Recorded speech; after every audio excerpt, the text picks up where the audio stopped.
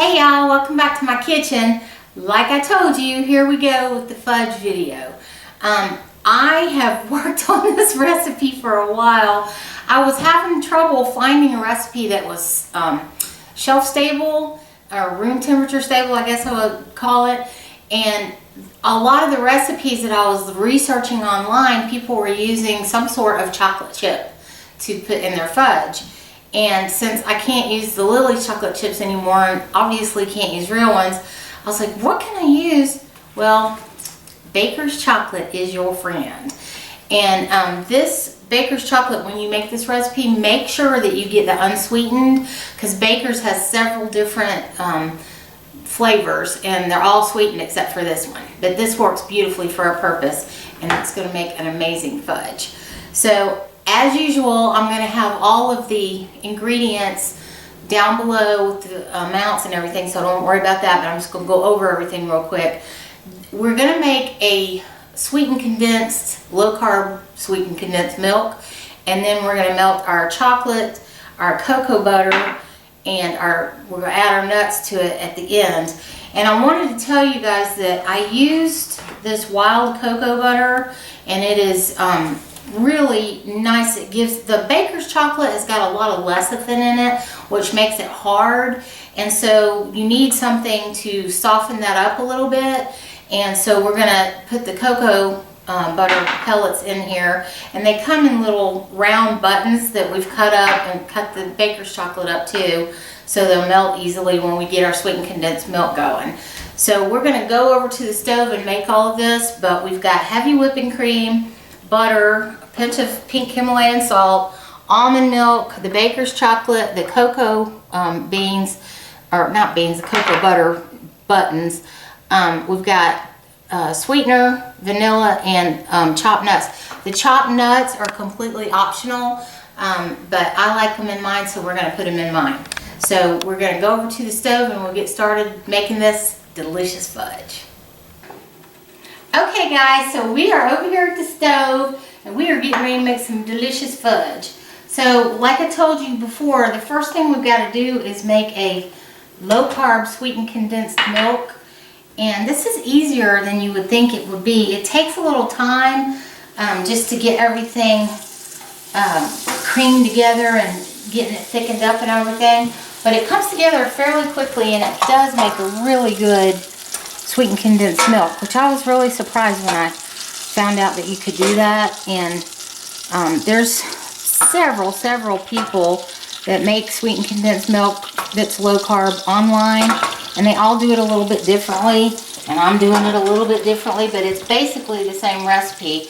I did substitute the almond milk for some of the heavy whipping cream, which other people have not done, but the reason I did it is because I wanted this to be a candy that is not so heavy with carbs and calories that you can't enjoy a couple of pieces of it. So that's why I put the almond milk in here along with the heavy whipping cream. And you totally make this in one pan. And I did get my little spatula here because I want to make sure I can get all the heavy whipping cream out of here, because the butter fat is part of what makes the heavy whipping cream work, or I mean the sweetened condensed milk work. So we've got that. Now I have got powdered sweetener in here, and I just use this all-purpose in the raw. It is not powdered in the bag, but I just put it through a coffee grinder and it powders it up beautifully. And that will help your recipe to come together faster and bind well if you'll powder it up, and you won't have as much grain and stuff at the end that you have sometimes when we use sweeteners that, you know, are granulated. And also you can do this with allulose. In fact, the first couple of times I made this, I made it with allulose, but Jenny's not a fan of the allulose, and so we switched over to this in the raw that I powdered in the little coffee grinder, and it works just fine. It works just as well, no problem. And now we're going to put our vanilla in there. That was my refrigerator talking to me, I don't know why, but I'll check it in just a minute. And a pinch of salt. And we're just going to let this cook over medium heat. And it can take 5 to 7 minutes for it to get thick and get ready. So I'm not going to sit here and make y'all go through all that while I'm getting it together. So we'll be back in just a few minutes when it's creamed up and ready to go, and I'll show you the consistency that we're looking for, and then we'll add the chocolate and the nuts, and that's it, y'all. And we'll put it in the refrigerator to set up, and then you're going to be eating fudge. So we'll be back in just a few. Okay, y'all, so we're just about where we need to be with this, and I'm going to move this pan over so Jenny can get a shot for you. And you can see it kind of boils up. Now, I started this out and I boiled it, and then I brought the temperature down and I cooked it just a little under medium. And you can see you've got a nice consistency. Now, the next thing we have to do is we have to let this cool off for about 5 minutes. And this is going to continue to thicken. Like, that's a little runnier than you would expect sweetened condensed milk to be. But as this cools off, it's going to thicken. And if you take it past this point, you run the risk of making caramel sauce, which there's nothing wrong with caramel sauce, but we're trying to make fudge here. So we're going to leave this cool for 5 minutes, and then we come back. We're going to add the rest of our ingredients, put it in our pan, and then when it cools off, we'll have fudge. Okay, guys, so we've let it cool off here. We're going to put in our cocoa butter and our black chocolate, well, not black, what is baker's chocolate, and our little bit of vanilla here. And we're going to stir, stir, stir till this stuff melts. And it may take a minute or two for all your chips and stuff to melt in here, but it'll get there. Looks so beautiful. I wanted to tell you guys too, and we have a clip of this that I will put in one of the bloopers real soon.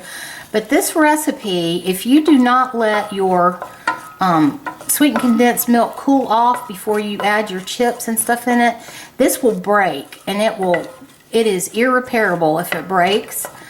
And so just be aware of that if you're making this, you have to let it cool off for at least 4 or 5 minutes before you start adding stuff to it. And it will do beautifully if you do that.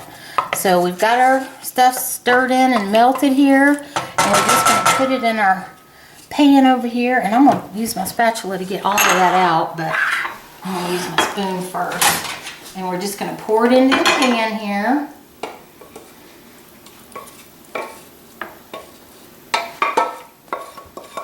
I may not even need the spatula. It's coming out pretty good. I'll get the spatula. And don't worry if your fudge looks like it's seizing or whatever. It will look like this sometimes. It doesn't do it every single time I make it, but sometimes when I make it, it looks like this, like it's seizing a little. But it doesn't affect the taste, and it doesn't affect the way that it sets up. So don't be scared about that. And I just realized that I totally forgot to put the nuts in here. So what I'm going to do is I'm going to add some nuts to the top, because Jenny and I both like the nuts. And we just won't use the whole thing of nuts that we were going to put in here. But it's already starting to set up, which is great. And when we get it in the refrigerator, it'll set up nicely. And so I'm just going to take a few of these little nuts and push it over the top here. And like I said, you can add this into your mixture. I'm going to get my little spatula here and push them down a little bit. Miss Jenny, would you like salt on this or not? Salt, please. Okay. Thank you. Jenny and I are all about that salt and sweet thing. And I'm just doing a little bit of pink salt on the top. And that's it, y'all. We're going to put this in the refrigerator and let it set up. About a half an hour to an hour is usually all the time you need. And it won't hurt anything if you leave it in the refrigerator longer than that. You may need to let it soften up just a little bit if it gets too hard on you in the refrigerator. But like I said, once it's set up, it's room temperature stable, so you'll be good to go. And we're going to get 12 pieces out of this. And each piece is 107 calories and only 0.74 net carbs. So it's under a carb per piece. And it tastes really good, y'all. Okay, guys, so Jenny had to leave to take her daughter, or pick her daughter up at school, I should say. But I wanted to show you, these are the 12 pieces of fudge that came out of the pan that we made. And I'm going to do a little taste test for you guys right now. I'm going to sit that right there. you can see that it's a nice sized little treat that it makes, under 1 carb or 1 net carb, and 107 calories, and it tastes really good.